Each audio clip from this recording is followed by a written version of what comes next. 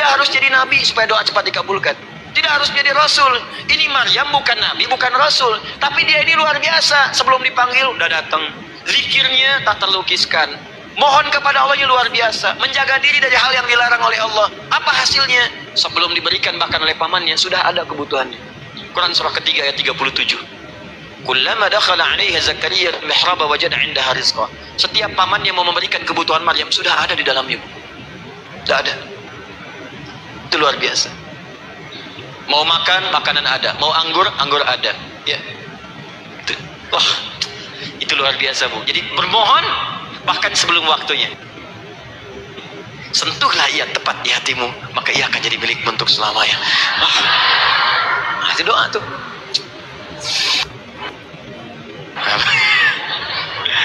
Aduh, mana-mana. Paham? Tuh. Ini kalau yang standar-standar saja itu biasa. Maka datang sebelum waktunya. Datang. Atau datang pas dipanggil. Standar. Jadi kalau 4.35 adzan, Allahu Akbar, Allahu Akbar. Ibu bangun. Siap sholat, siap sholat. Itu standar. Yang dulu bahagia. Naikin lagi levelnya. Yang celaka itu ya ini nih.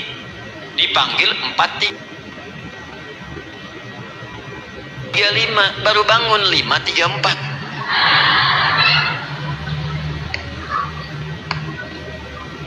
Sholat subuh belum, nuntutnya udah banyak.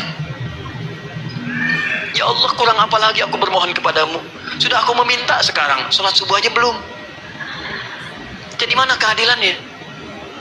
Jadi yang pertama, respon seruan Allah. Disitulah Allah pun akan cepat merespon apa yang kita kemudian butuhkan. Jadi yang pertama lewat sholat ya Bu ya. Ingat sholat. Dan sholat itu tadi dari 4 posisi saya ajarkan yang pertama saja satu. Supaya nggak terlampau panjang ya. Berdiri Bu. Saya ajarkan satu. Setiap ibu dalam keadaan berdiri dan membaca Al-Fatihah pada kalimat iyyaka na'budu wa iyyaka nasta'in. Ingat, pada kalimat iyyaka na'budu wa iyyaka nasta'in, maka sertakanlah di hati kita apa persoalan yang dirasakan untuk bermohon kepada Allah. Saya ajarkan cepat. Baik, dasarnya ini, dasarnya Quran surah ketiga ayat 38 sampai 39. Dan dikuatkan nanti di hadis qudsi. Ibu kenal Nabi Zakaria? Ya kenal ya. Ya selamat lah Bu. Alhamdulillah. Episode ke-15 kenal Nabi Zakaria. Luar biasa. Alhamdulillah. Nabi Zakaria punya persoalan, sudah berumah tangga, belum ada keturunan, fisiknya sudah letih, rambutnya sudah bermutih, dan mohon maaf istrinya divonis monopaus dan mandul secara medis klinis. Apa yang beliau kerjakan? Sholat. Dalam sholatnya bermohon kepada Allah. Perhatikan permohonannya. Qala rabbi habli min ladunka dzurriyyatan thayyibah. Ya hunalika da'a Zakaria rabbah. Qala rabbi habli min ladunka dzurriyyatan thayyibah innaka sami'ud du'a. Ya Allah, aku bermohon kepadamu, anugerahkan aku keturunan. Semua mengatakan aku gak mungkin punya keturunan. Hanya engkau yang tidak punya batas dalam pemberian. Engkau pasti mendengar doa saya. Kalau pada yang maha mendengar tidak mengabulkan juga, lantas kepada siapa lagi aku mesti memohon? Doa ini dipanjatkan oleh beliau dalam keadaan sholat, sedang berdiri dalam sholatnya. Jadi ibu maaf ya, tolong jangan salah berpikir. Semua nabi dan rasul, orang soleh sebelumnya itu sholat. Cuma kita lebih sempurna gerakan dan jumlahnya, sempurna. Orang dulu sholat.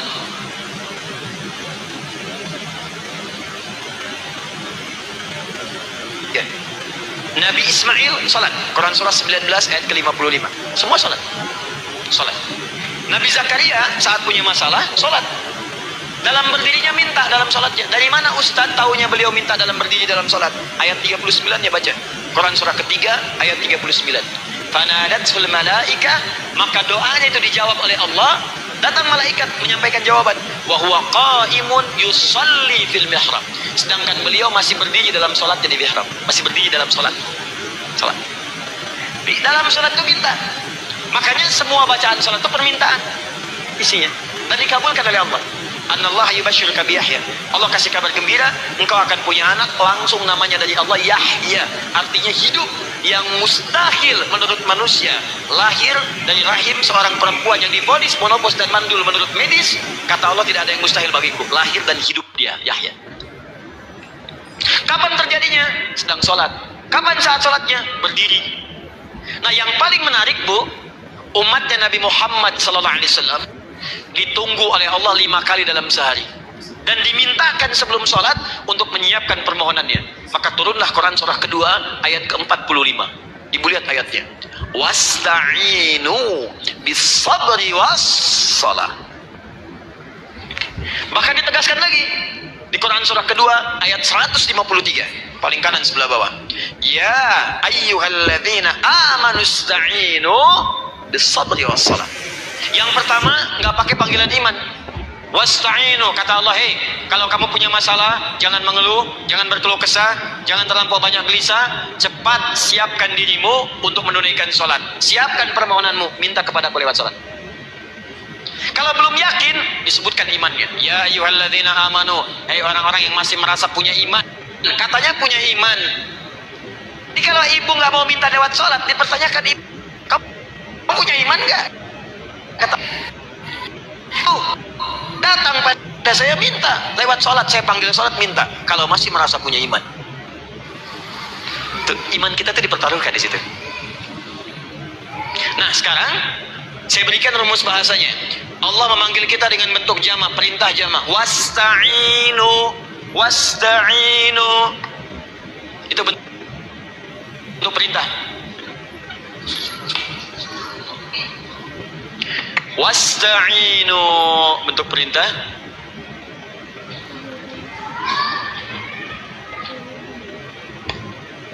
Wasta'inu. Dan jika kalian, perhatikan cara menerjemahkannya, dan jika kalian punya persoalan dalam hidup, punya kebutuhan, maka bergegaslah, siapkan dirimu untuk minta kepadaku solusi. Wasta'inu, dan mintalah oleh kalian pertolongan, solusi. Bisabri wassalah. Pertama, sabar dulu. Sebelum sholat, sabar dulu dengan itu. Tahan dulu, terima dulu. Jangan mengeluh, terima dulu. Nanti dalam sholat minta solusi. Itu maksudnya. Punya masalah sekarang jam 9 lewat, sabar, tahan dulu. Koreksi diri, istighfar, nanti zuhur minta. Atau duha sekarang sholat, datang ke masjid, sholat duha minta. Tahiyatul masjid minta sekarang. Sabar. Ini sabar, terima dulu. Jangan mengeluh, sabar. Ingat, terima, sabar.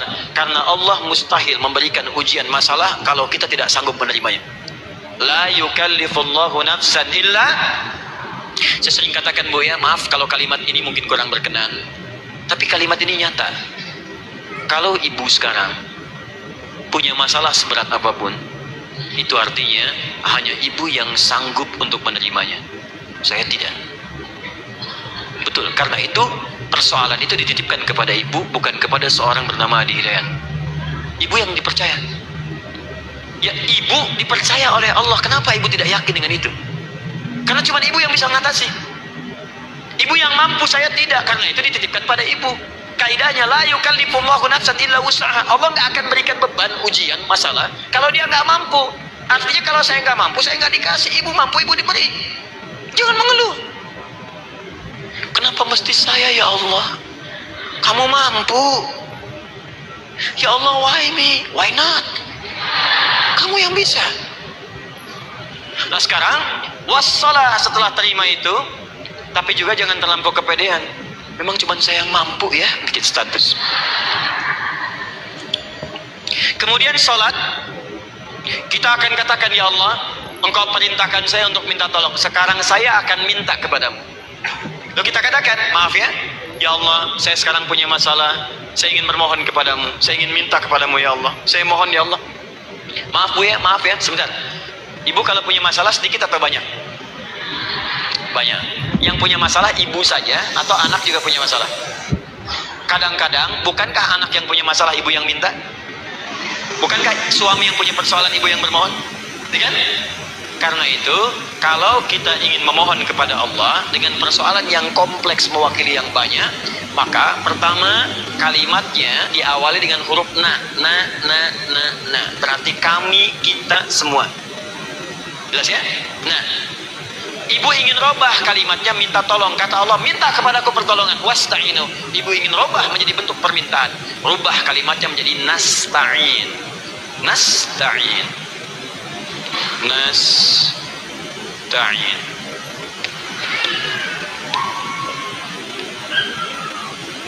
Wasta'inu nasta'in. Minta kepada siapa tadi? Allah. Boleh minta kepada selain Allah?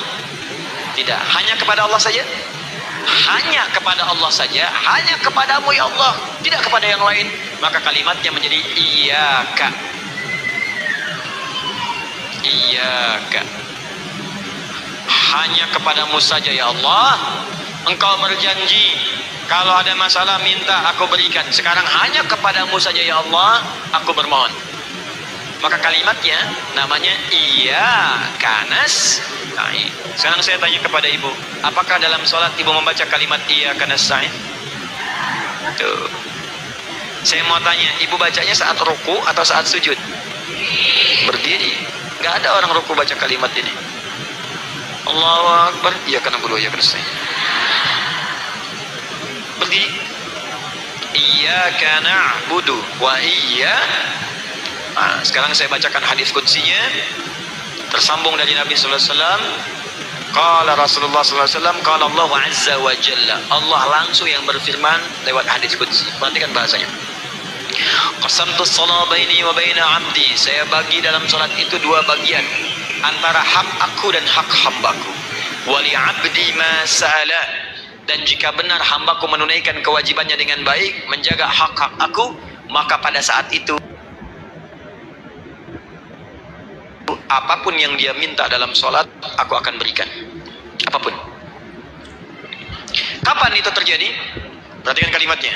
Idza qala al-'abdu, kalau hamba mulai membaca dalam sholatnya, alhamdulillahi rabbil alamin, alhamdulillahi rabbil alamin, qala Allah azza wa jalla, seketika Allah menjawab, hamadani abdi, hambaku sedang memujiku.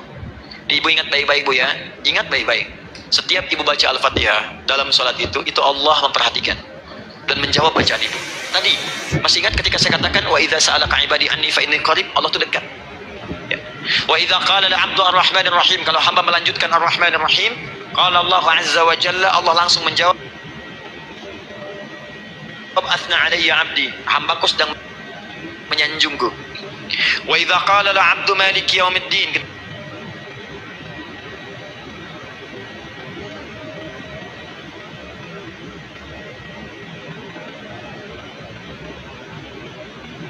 akan nasta'in, ya Allah sekarang hamba sholat ibadah atas perintahmu, dan hamba minta ya Allah, hamba punya masalah, hamba punya persoalan, dan kau janjikan minta dalam sholat.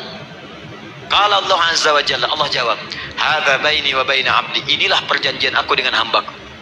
Wali abdi, kalau hambaku benar sholatnya sampai bacaan ini, masalah apapun yang dia minta sekarang aku akan kabulkan.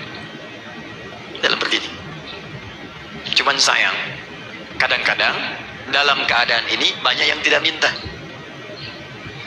Maka caranya saya sampaikan yang pertama, kalau ibu sudah sampai ke bacaan ini, iyyaka na'budu wa iyyaka nasta'in, sertakanlah dalam hati ibu. Gak usah dilafazkan. Sertakan, ibu punya masalah apa? Atau secara umum minta solusi. Minta.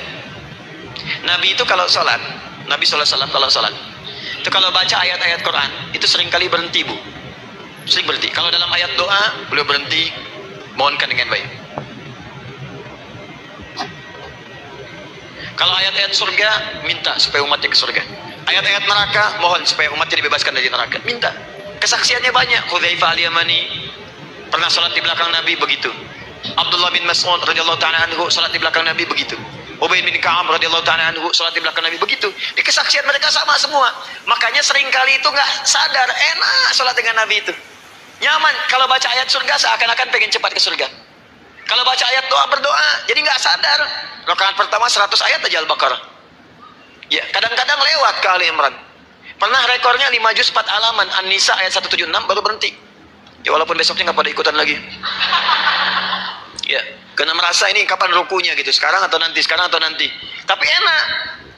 Nah, saya ajarkan satu hal, kalau kita sampai pada bacaan Al-Fatihah tadi, jeda sejenak bu, rasakan itu, minta. Minta. Setelah itu, Allah ajarkan satu lafaz, kalau lafaz ini benar dibacakan oleh ibu, benar dibacakan, maka seketika doa akan dijawab. Langsung dikabulkan. Apa lafaz yang kita bisa mohonkan? Teruskan ayatnya. Ihdinas siratal mustaqim. Ihdinas siratal mustaqim. Ihdinas siratal mustaqim. Ini ibu, nanti ibu lihat dalam kajian tafsir yang kami sampaikan, juga dalam kajian fikih salat saya bahas dengan detail. Di sini singkat saja, singkat padat. Ihdina itu, ya Allah berikan kami hidayah, berikan kami jalan, berikan kami petunjuk, tunjukkan kami jalan yang lurus. Kalimat ihdina asalnya dari kata hidayah. Hidayah, jamaknya hudan. Ihdina, berikan kami hidayah, berikan kami hudan. Kalau tunjukkan kami jalan yang lurus, itu terjemahan, Bu. Terjemahan. Kalau ibu ingin makna tafsir per huruf, per kalimat, bahkan per harokat, itu semua ada maknanya. Karena semua kalimat Quran itu mukjizat.